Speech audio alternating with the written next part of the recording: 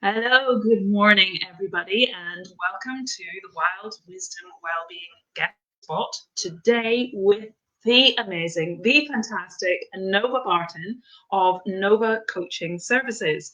So Nova and I met really around when you organised the US Fest, the amazing online wellbeing festival that took place several weeks ago now. Yeah, But last weekend of September it was. Yeah. oh my goodness. Time has flown. But Nova, I have watched you on a live with Sino Bands, who also took part in organising that festival, and heard a little bit about the amazing work that you do. So I wanted to invite you on here and really get you to share with everyone all the work that you do, because I know that you've got lots of different strings to your bow. So would you start just by telling us a little bit about your history, what you were doing, and how you have come to be doing what you are now? How did that all come about? Yes, how did it come about? So I have been working in and around substance misuse and criminal justice for over 20 years, which has given me so many different skills and different tools, and allowed me to meet some amazing people that have traveled some amazing journeys themselves and change their lives around for the better, and wonderful watching people finally become who they're meant to be, and how they're meant to be as well. So there's been some incredible inspirational parts to my journey shared from other people's journeys. So that's been fantastic. And I've worked in all sorts of situations, so community services, in custodial services, residential settings as well. So all sorts of different services, and gathered up all these amazing skills and tools, and gone on every bit of training that I could, and done all this. And then this was all back in England, and then I moved to Wales 4 years ago this month. Best move ever, because it's just awesome. Every morning I open the curtains, and it's huge intake of breath, and just awe-inspiring, really. It's incredible. I got a job with an organisation, a research project called Drinkwise Age Well, and I worked with them for 3 years until the end of the research project. And it was researching how alcohol use was impacting the over 50s. So it was incredibly interesting work, and lots of really good findings that still they'll be due out early next year. So it'd be really great to see how that works out. But it came to an end on March the 31st of this year.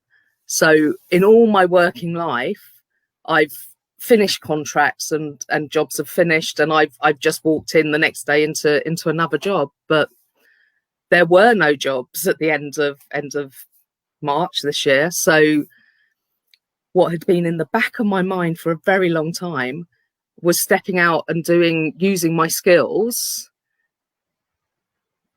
as a self-employed person, setting up my own business, becoming an entrepreneur, and doing it that way. But I'd never quite taken that leap, and had that, I don't know, the hadn't been brave enough to do it, I suppose. But now I found myself in a situation where it was possible, and I didn't have any reason not to give it a shot. So that's exactly what I did. And I started putting things together, looking at my skill set, what I had. I just recently finished a coaching course. So I thought, well, I can do some coaching. What better during this time when everybody doesn't know what's happening than to be able to offer that kind of support to people? So I started thinking about that. But I also wanted to stay within substance misuse. So, and something that I'd wanted to do for a long time was sober coaching, which I will talk a little bit more about in a moment. But the other thing also was laughter yoga, which is something that I love doing, and which I love seeing other people do as well, because of its numerous, many benefits, and how instant those benefits can be as well. So I set about seeing if it would work over Zoom, and it does amazingly. It's fantastic.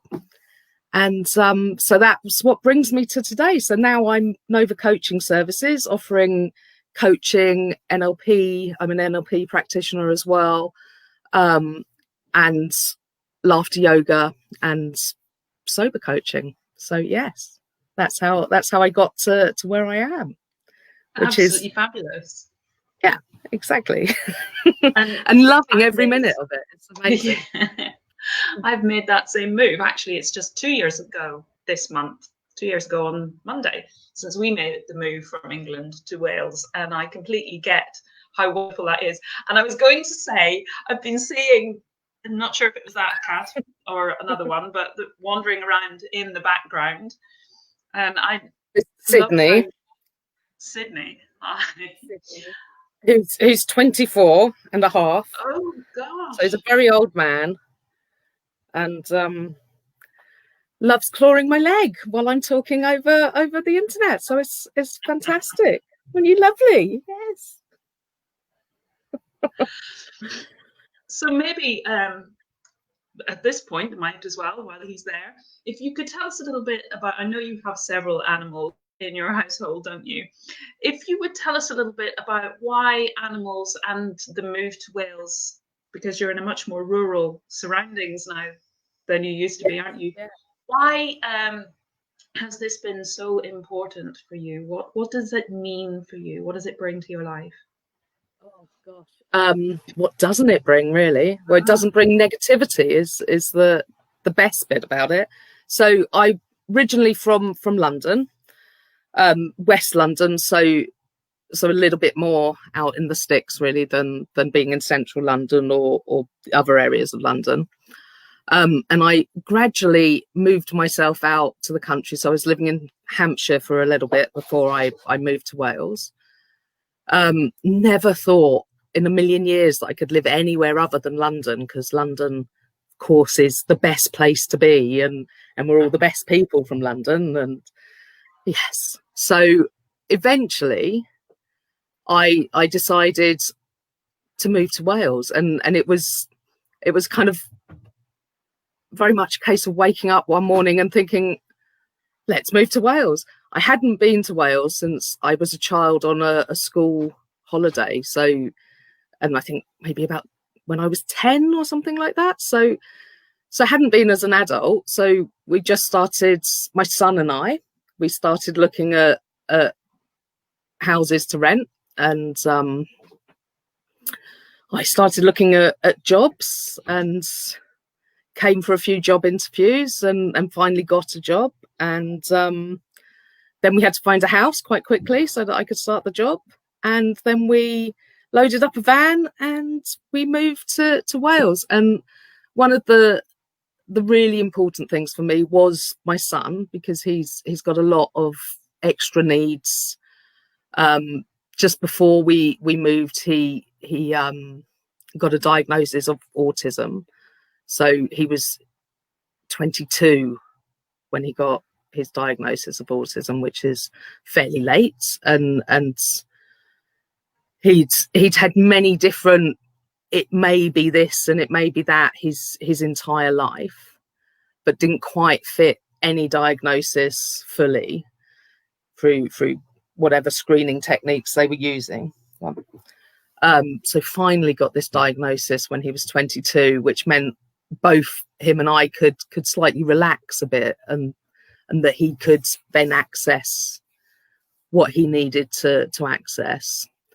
And coming to Wales meant that he was in a safer space, that it wasn't so risky for him to be out on his own, and because he doesn't really understand stranger danger and that kind of thing, and is quite communicative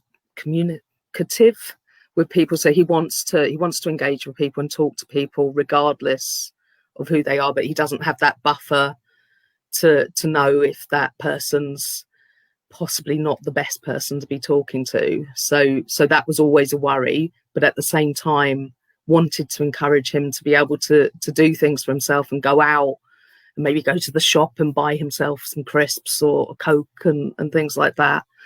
But it was getting harder and harder, and the older he got, the harder it was to be with him as well. But also when he was small, people weren't aware that there was anything different about him because he didn't look different. So it wasn't until they interacted with him. But when he got older and bigger, it became more and more obvious as well. So he really stood out. And so when we moved to Wales, the most amazing thing was that people gave him more time and they gave him more space and seemed to be more understanding. And it's just a slower pace of life, which suits him much better. And he still doesn't really go out. Obviously, none of us can really go out at the moment, but he calmed as well, and things became a lot easier for him. And as for the animals, he loves cats. We have 5 of them, and he absolutely adores cats, and he wants to take care of them. He wants to be around them. If we're out, cats do come and just gravitate towards him. So they've really, really helped him through some really difficult times. And we had a lovely cat, Steve, who he had as a kitten, and he was really, really down at the time that we got Steve. And Steve came in and he took care of Steve, and it just brought him back really out of this incredibly dark time that he was going through. And sadly, we lost Steve a month or so ago. He was hit by a car just outside the house, which was absolutely devastating. And because Steve was amazing, he was lovely. He was Steve, and he was great.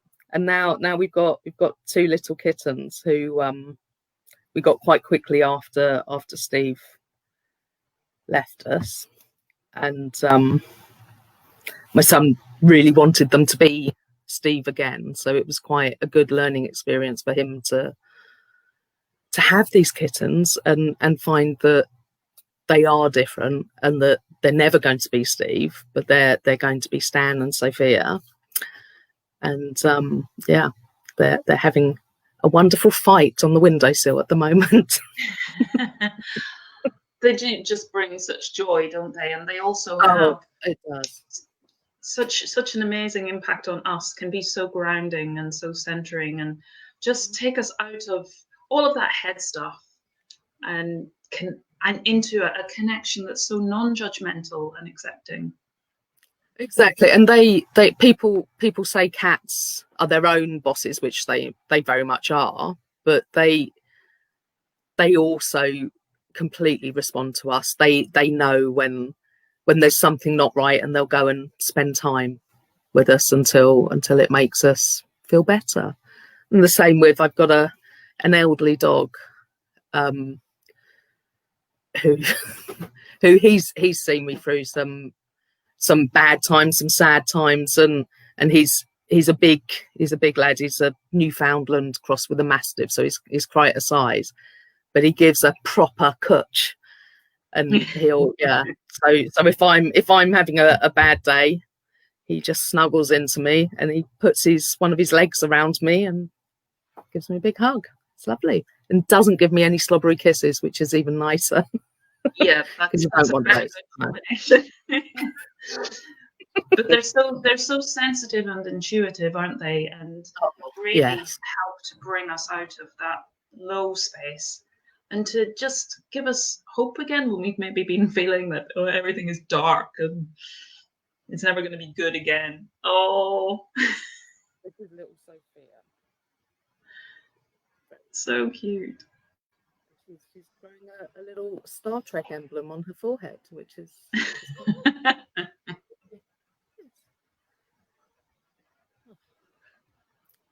so yes, they're amazing. And this living where we live now is the best place that the cats have been. I mean, Sydney came from Hounslow West in West London, and so quite a built up urban area. And he's travelled all the way down the M4 to the Rhondda Valley, and now he can go and run around on the mountains and play, which is fantastic. He can be a proper cat. Yeah, our cat that we had with us until June, and she transitioned. She was an elderly girl by then. She had come from Hammersmith to Bristol. So from a small house with a little backyard to a house where I'd created a kind of a wildlife garden at the back. It wasn't very big, to here, and she got a whole new lease of life because she was very much a little panther, and she would just, go stalking through the grass and the bracken and whatever we have here and all the bushes. She just loved all of that. So yeah, being out in nature, for them, isn't it? Being out in nature has such an effect on our animals, but on us too. Oh gosh, yes.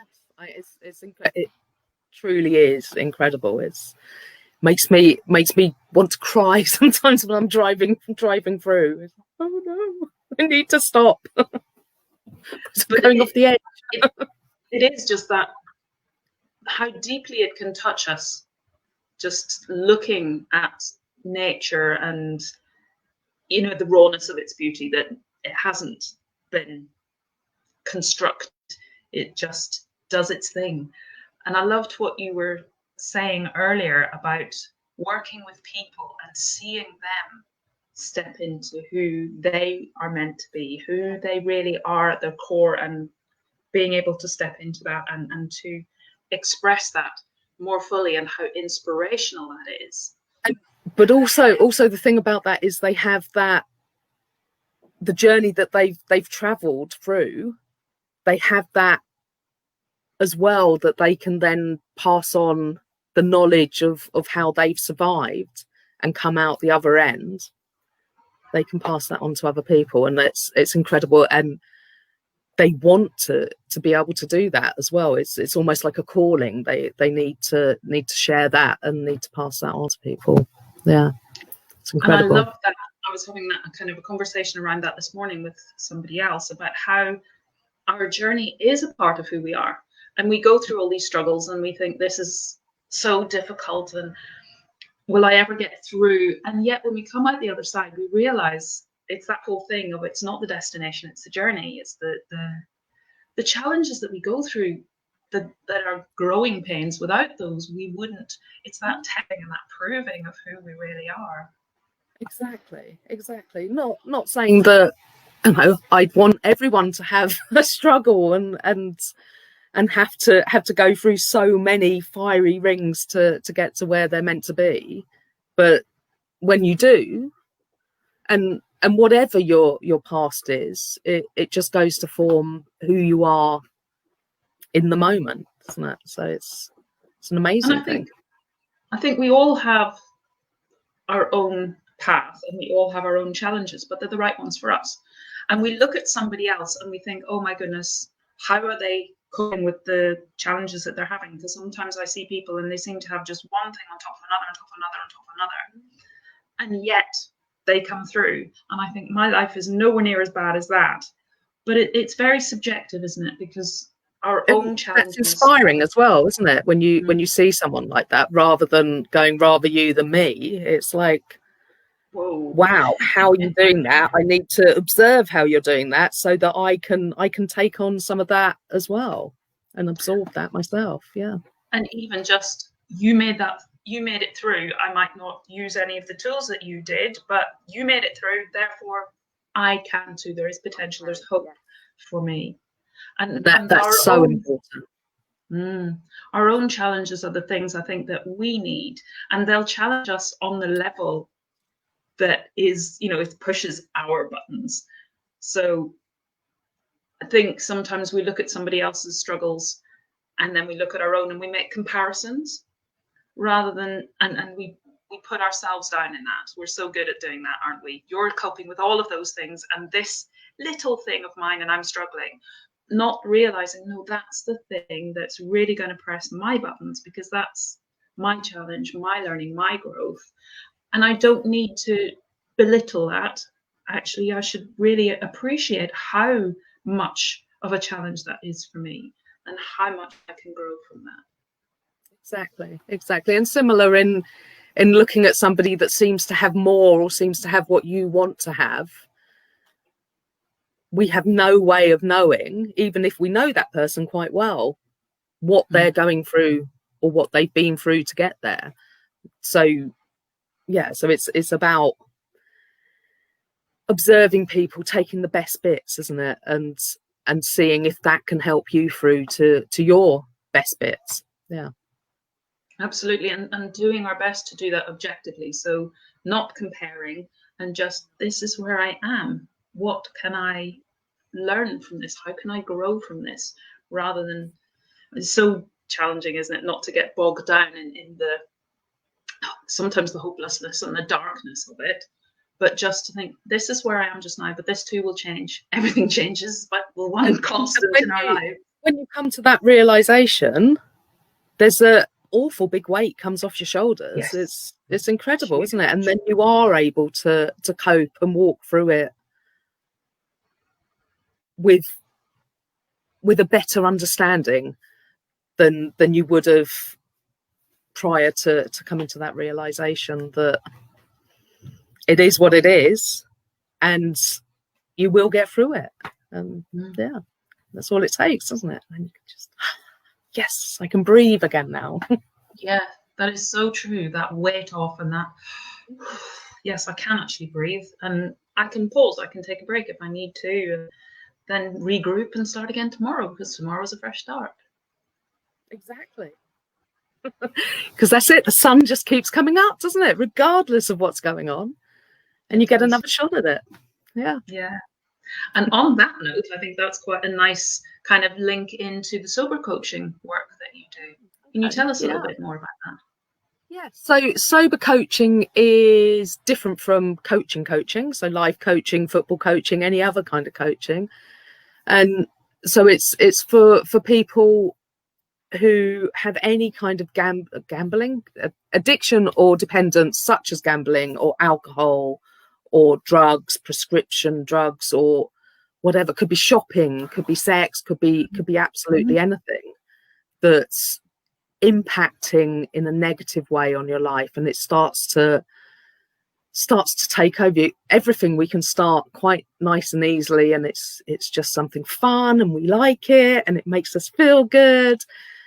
But some people, that lasts for so long before it starts becoming a negative impact on their lives.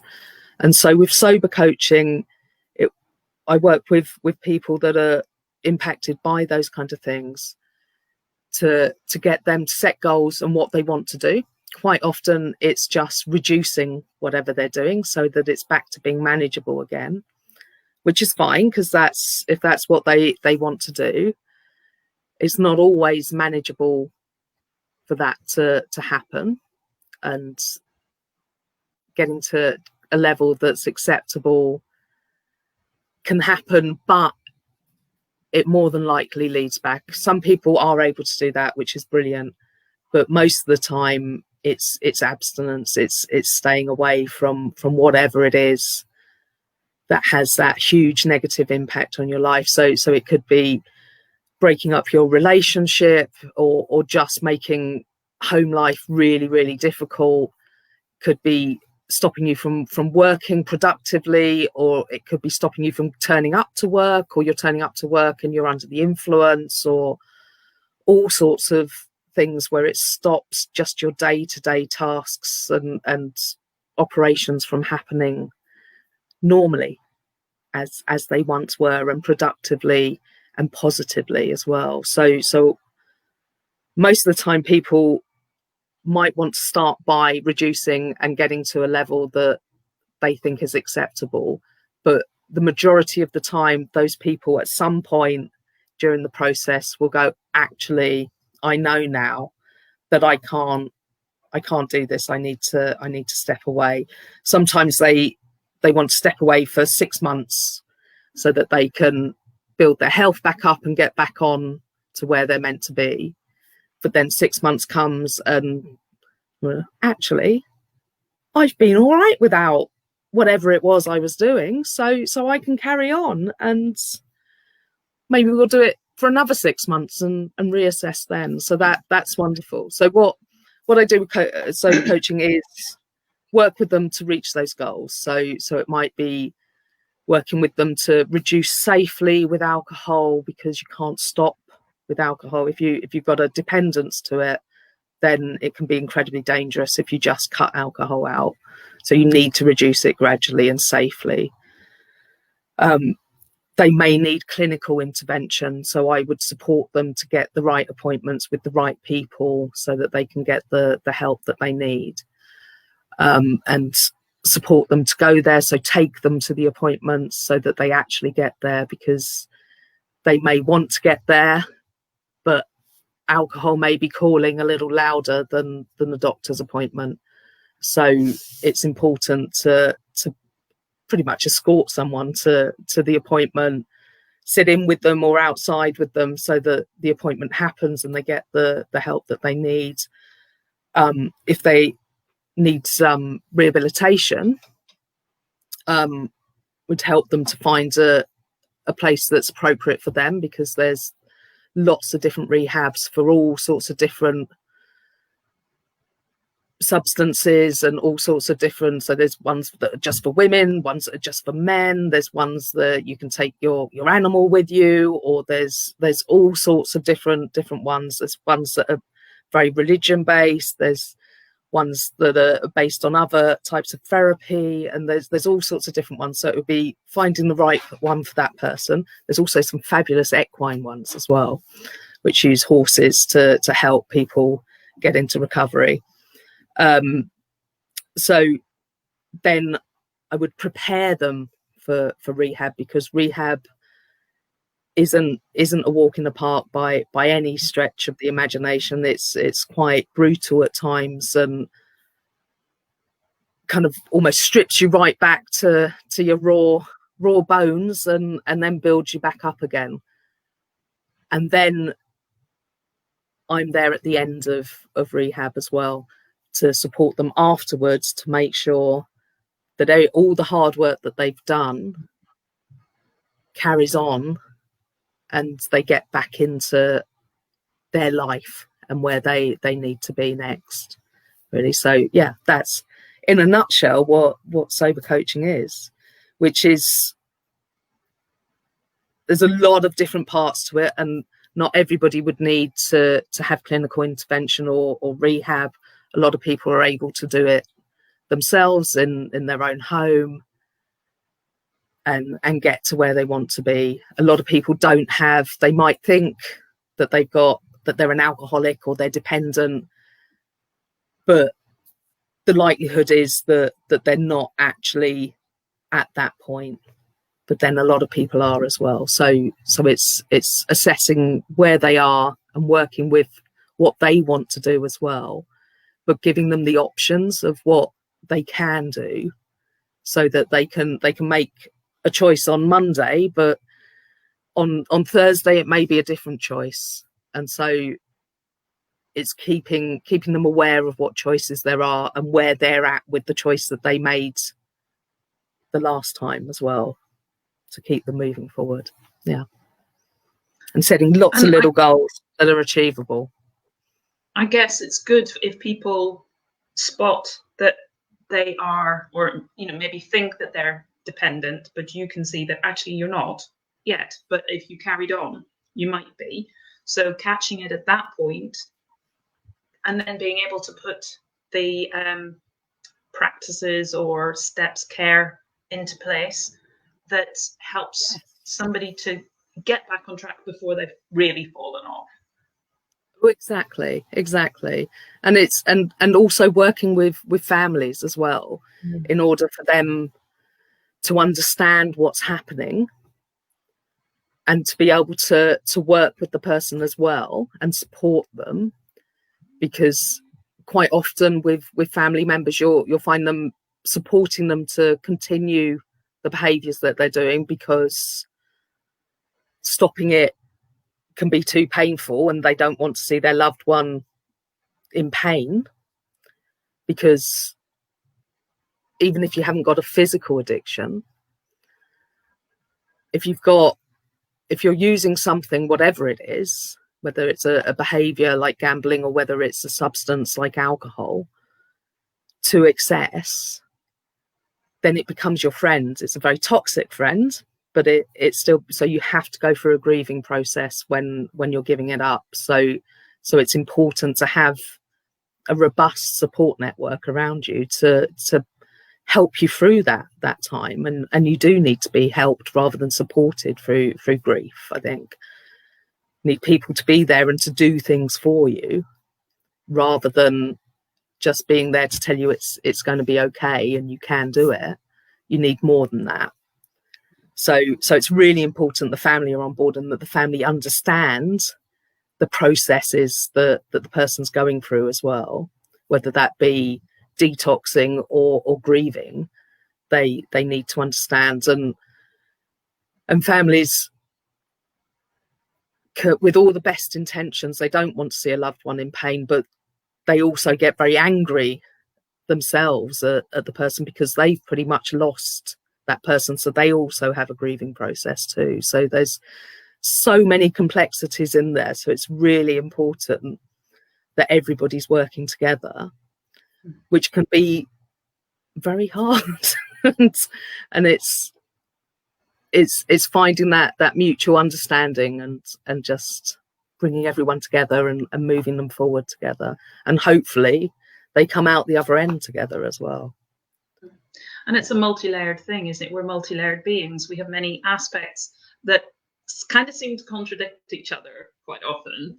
And then there's that push and pull, and trying to get everybody onto the same kind of singing from the same hymn sheet kind of idea, so that the person needs their external and their internal environment to all be congruent, so it's all working in the same way, rather than, particularly I suppose if somebody's been in rehab and then they come home, it's going to be a huge culture shock, and they're going to be back in the old environment where the old habits were.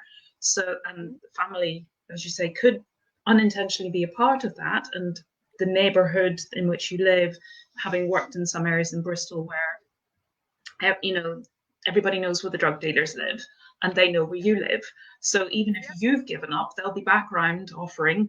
So trying to get away from all of those old triggers is really a challenge. So yeah, I can imagine getting the family on board, person, then when they come home, trying to support that to keep them not losing all of that wonderful work, as you said.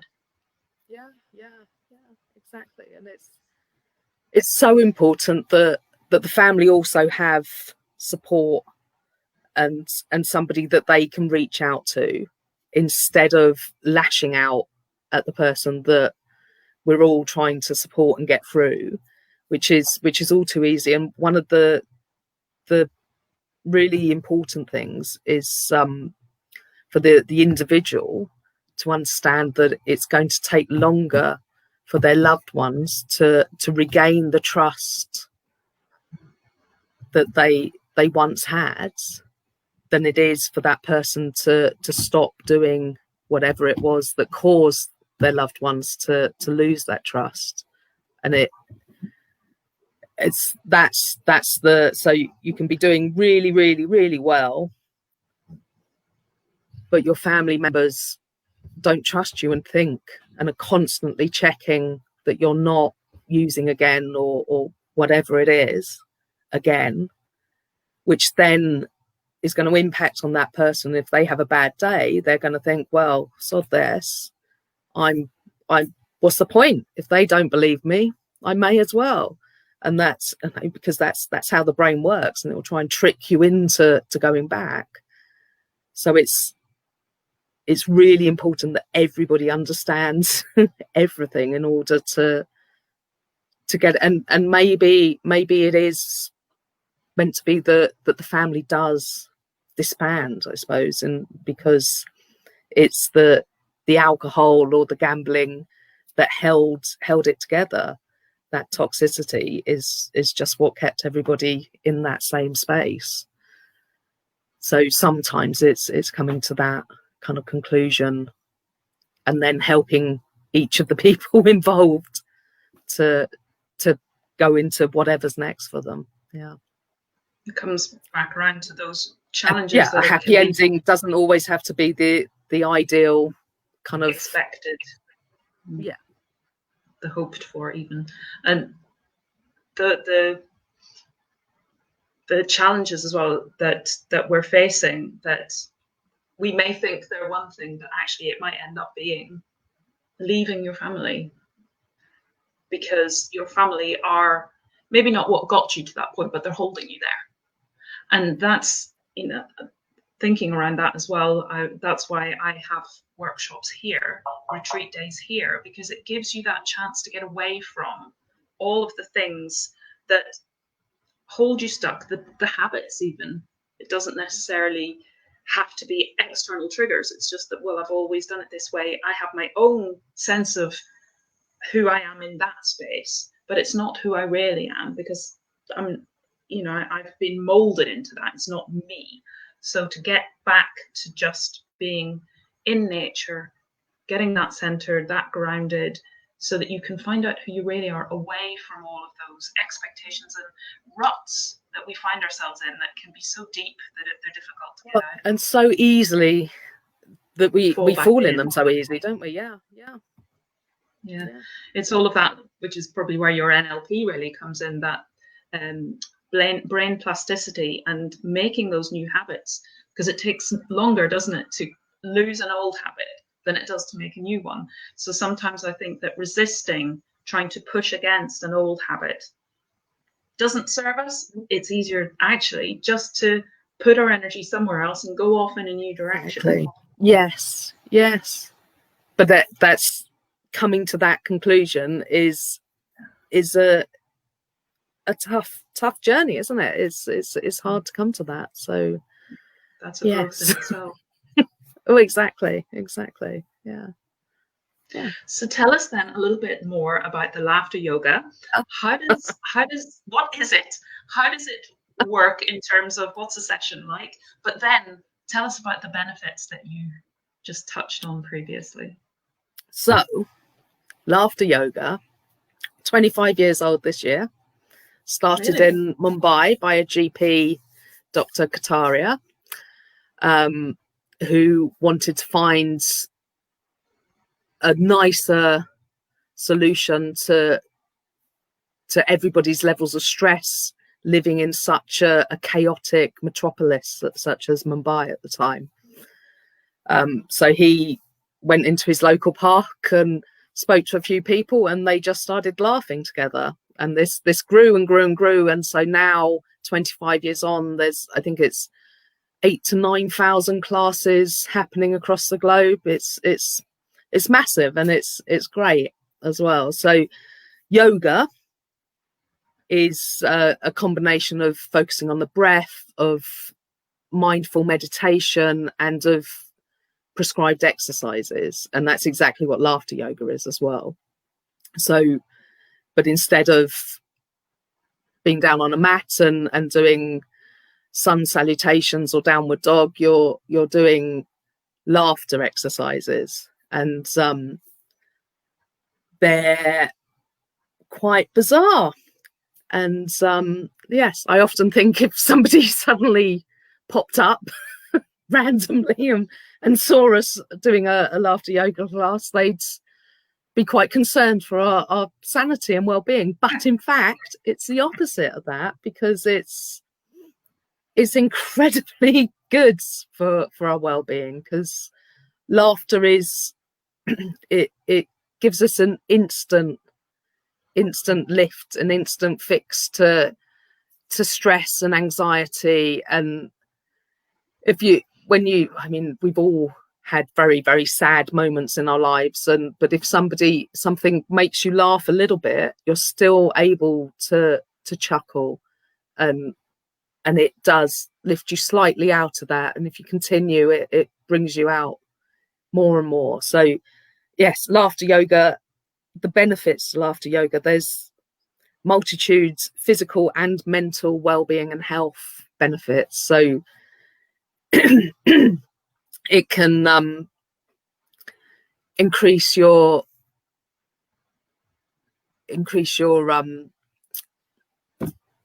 not your memory, clearly.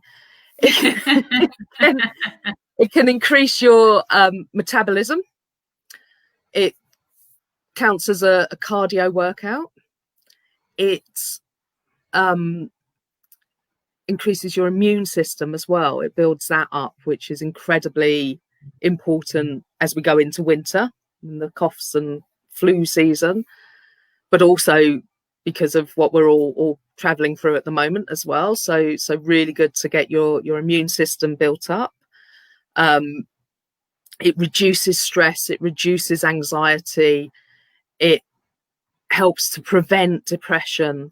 It is great for social isolation as well, because it brings people together, and when you laugh together, it's infectious. So everybody, however resistant they are to it, they end up joining in and benefiting from it. Even when people don't put their cameras on in the Zoom classes, they then report back that actually it worked. Even though I wasn't taking part, I feel better than I did before, and next time my camera will be coming on. So that's brilliant. Lung capacity improves as well. Your blood pressure reduces. It works on your whole respiratory system, and just makes it stronger. And yeah, there's pretty much nothing that it doesn't impact on. It's fantastic. And once we're back being able to have face-to-face classes, it's much more energetic then, because you're moving around all the time as well. Whereas on Zoom, we're doing it all from seated, so it's lovely. But whether it's face-to-face or we're sitting in a chair on Zoom, it's accessible to everybody, regardless of age or ability. So people bring their small children and their older children, teenagers, scowling at me, but eventually laughing with their parents, which is amazing. And yeah, it's great. You don't need any special kits. You can just come as you are. So there's no investment in it. It's amazing. Yes, just incredible and instant. It does. It's fantastic. And as you say, so important at this time when we really need to reduce stress, connect, because we're feeling so isolated and distanced from each other. Yeah. So that connection, that full work. It's a wonderful shared experience. Yeah. And when we share experiences, because I wondered about shared experience. I'd watch, I wouldn't watch, but I'd see clips of football games and everybody cheering together, and then if their teams won, the tears and the laughter and everybody. And I don't understand this shared experience. This is something I've never experienced. Is this kind of shared experience of elation, really? But that's kind of what you get with a laughter yoga class as well, is because when people come in and they're new and it's all a bit kind of, you can't hide and you can't stop yourself from joining in. Even if you're not doing the exercises, you're laughing at the other people doing the exercises. And the people doing the exercises don't mind, because they're laughing at themselves doing the exercises as well, because it's mad. And they're having too much fun.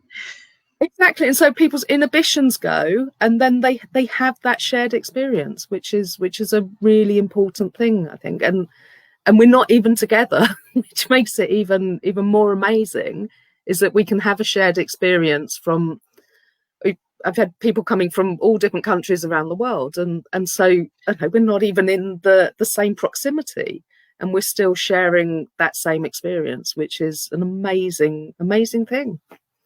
Yeah. That in itself is wonderful. That's the benefit really of this time when we are at home for so much of the time. We can't go out so much, but we can connect to people all over the world. And it's great, we might maybe feel distanced from another country culturally in so many ways, but it's the great leveler, or it's the great connector. And because, as you say, it's so infectious, no matter what country, what culture, what language you come from, a laugh.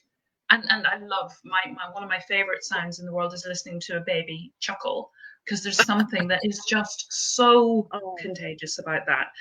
So hearing other people laugh, it's the same with crying to a degree as well. You hear somebody crying and it really stirs you. Yeah. These, because they're basic emotions, aren't they? Joy and sadness. So we all share them. There are nuances maybe, but we all share the basic. So they're very interconnected, aren't they? And they are primal reflexes, really, aren't they? And sort of if a baby sees somebody looking angry at them, their instinct is to smile and giggle even, and that then turns that angry face into a happy face. Yeah. Yeah, it's getting back to that aspect of our nature as well. Another part of that true, undomesticated, untamed, kind of wild aspect of our nature. I just love that. Yeah, so laughter yoga is absolutely amazing. How do people find you and maybe join your classes? Well, I have a page on Facebook, which is the easiest way, but I am about to launch my website, which has been a long time coming. I spent a long time saying I can build a website, but turned out I couldn't build a website. So I got some wonderful people to build me a website, and it's just finished and ready. So I am going to be launching it next week. And I'm going to pick a day now. I'm going to launch it on Monday next week. So you heard it here. Yeah. Yay! so that's amazing, and you'll be able to directly book from the website. Also, the See No Bounds website, you can book through them for my classes, and there's one every day of the week, which is and 2 on Friday, an early morning one, which thankfully no one's ever come to, because most of the time I'm still asleep. Yeah, it's Friday. I would get up if people booked. I'd get up. It's a bit of a challenge on a Friday morning at the end of the week after you've had a busy week. Exactly. Thank you. But yeah, so watch this space, and yes, find me on Facebook, Nova Coaching Services. So there's or me, Nova Barton.